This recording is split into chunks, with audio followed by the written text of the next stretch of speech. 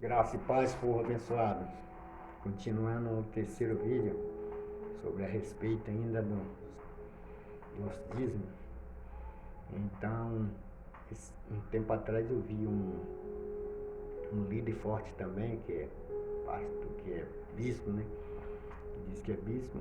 Então ele falando que o pessoal do meio gospel que gostava de ser enganado, porque se fosse para ser, né, corretamente pelo Novo Testamento sobre a respeito que Jesus veio pregando, né, que Jesus veio da simplicidade.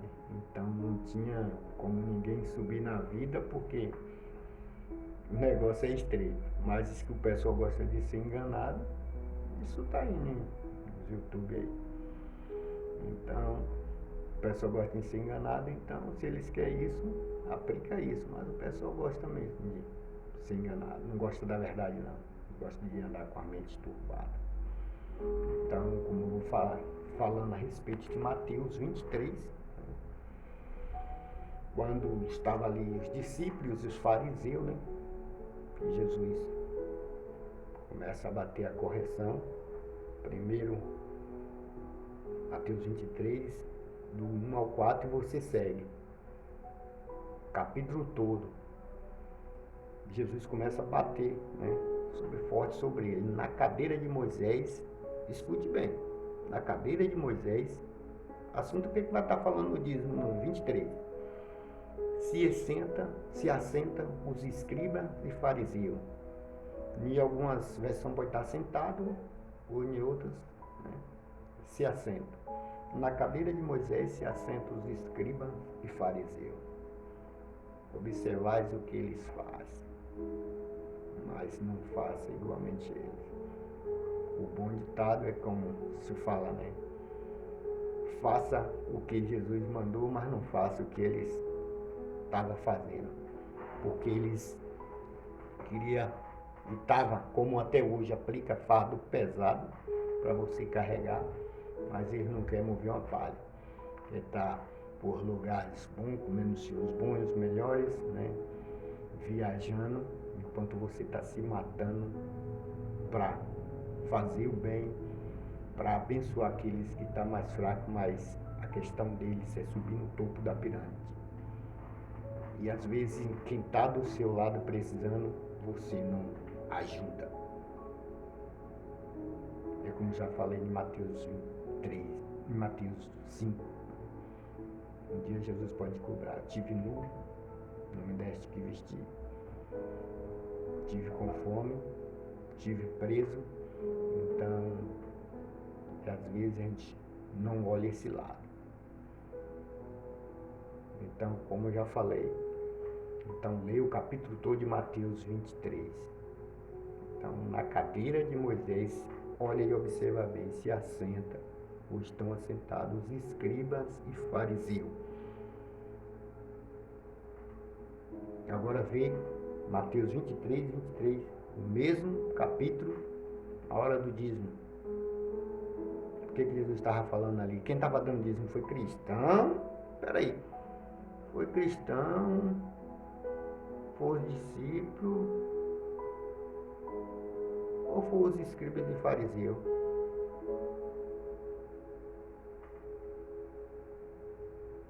Estava achando que estava fazendo tudo certo, mas estava, né, negligenciando as coisas mais importantes. E aí, como é que fica isso aí? Já prestou atenção? Quem está falando? Pega a tua Bíblia aí e dá uma lida nela aí.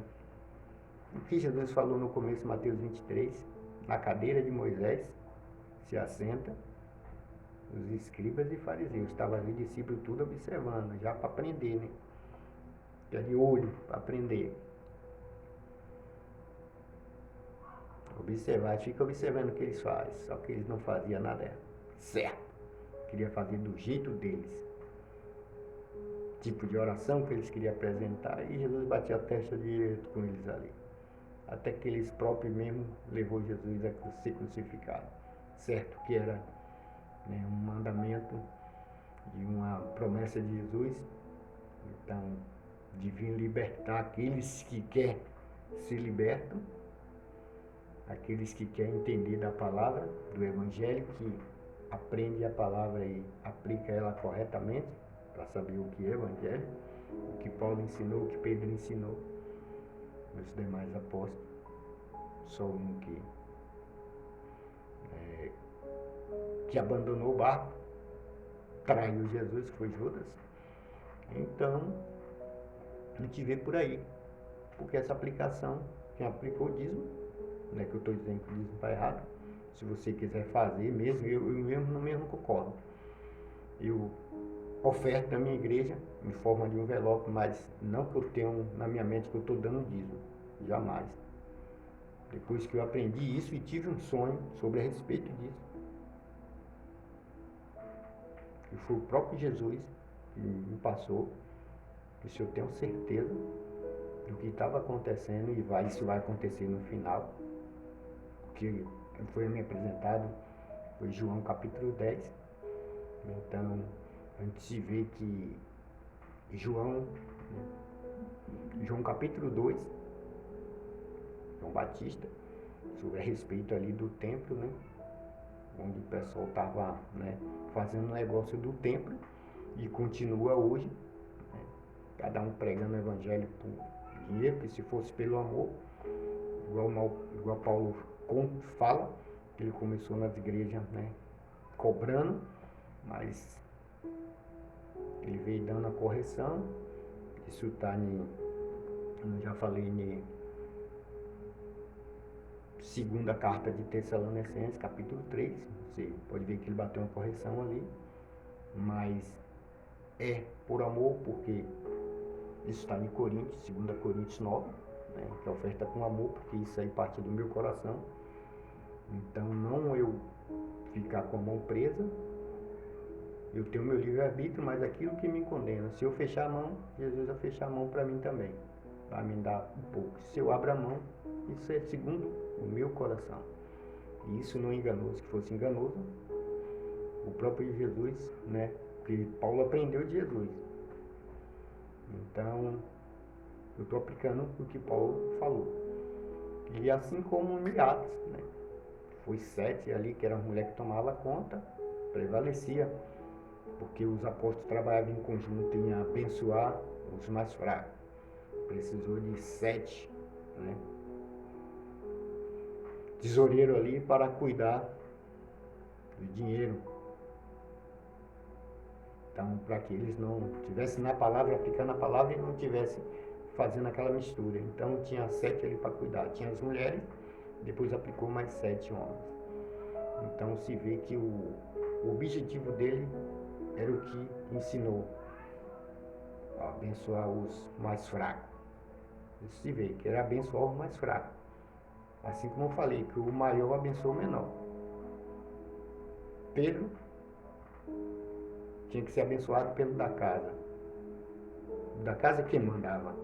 Não era Pedro que ia chegar para mandar no da casa. Jesus quem mandou. João capítulo 6, que eu já falei aí no primeiro vídeo, foi o segundo vídeo. Marcos 6, João 6, Mateus 14 e Atos 9. Jesus quem abençoou o menor, que deu alimento. Então, porque ele é o pão da vida, ele é a água da vida. Então, ele veio representando o que ele é. Mas nenhuma vez ele partiu para se gloriar, porque ele, no seu começo, ele veio, né, para servir. Foi o cumprimento de Jesus aqui. Primeiro ele começou lavando os pés dos apóstolos. Ele podia ser o maior e dizer assim, eu que mando. Não, mas ele veio para servir, veio para mostrar a todo mundo, até na hora que ele nasceu. Não nasceu numa pousada, não nasceu num lugar chique, não nasceu na casa. Nasceu no meio de uma estrivaria para te mostrar que aqueles que herdarão os céus são os pobres de espírito. Os pobres de espírito. Mas está a lista toda de Mateus 5. todos aqueles, né, que são pobres de espírito. Então, vai estar uma lista lá, só aí você ver, começar a ler. Que são aqueles que herdarão o reino do céu. Aqueles que não estão nem aí, porque Jesus cuida, porque Jesus quer que a gente se aproxime dele. Tenha certeza.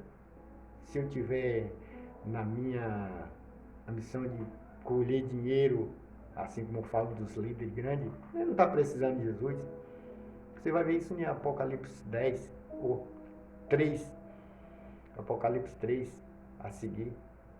Porque aqueles homens ali, né, estavam se achando os tal, e era pobre, nu, miserável, né, desgraçado, que precisava, né, de roupas finas se quisesse herdar o céu. Então, você vê que cada igreja ali tinha seu probleminha, mas é difícil hoje para se viver o evangelho, para seguir igual tá hoje, é como Paulo falou, né? Na sua carta a Tessalonicenses, capítulo 2, né? Que a apostasia, né? Os homens, Tiago falou isso, e Timóteo falou isso, né? Os homens iam ser amantes de si mesmos, né? Se olhar só para dentro de si e nada de quem está ao seu redor. E acontece o que acontece em 1 Coríntios 13. Por falta de amor. Nem vou dizer o resto, que é só você ler lá. Vamos, né, entender da palavra. Entender da palavra, buscar conhecimento no Senhor, aprender dela. O benefício é para te ajudar.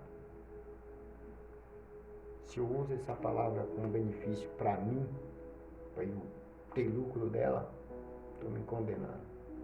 Então, mas se eu uso para o teu benefício, meu benefício, e me aperfeiçoar com Deus, para que a minha morada seja o céu, o meu alvo é o céu, mais nada. Não é que eu estou falando que você não pode ter riqueza, só que é como está lá em Marcos, se eu não me engano, é Marcos 10, acho que é Marcos 10, sobre o respeito do rico. Estava com a sua visão focada na riqueza. Não é que Jesus está condenando a sua riqueza, mas é que o nosso coração não fica focado no que a gente tem, mas no que é Ele. O que Ele fez por nós numa cruz, que ninguém faria com o seu Filho. E o próprio Deus fez isso. Então só Ele merece toda a honra, toda a glória, todo louvor, toda adoração. E obrigado, Senhor, por a tua existência, por criar todo o universo, entendeu? Todo o universo que tu criaste. Obrigado, Senhor. E que eu venha entender cada dia mais da tua palavra. E que venha aprender da tua palavra e você venha aprender. E venha saber que o Senhor é Deus. Paulo fala que ninguém pode dizer que Jesus é o Senhor, senão pelo Espírito. Tome posse dessa palavra e venha aprender com Jesus Cristo, pois Ele é o professor. A gente vê todo o Novo Testamento que Jesus foi professor, Ele foi o rabino, então Ele foi mestre, foi e é o mestre das Escrituras. Então, por todas as Escrituras, Ele foi, mas Ele não, né, quis se achar o tal. Então você não pode se achar o tal também. Que Deus te abençoe.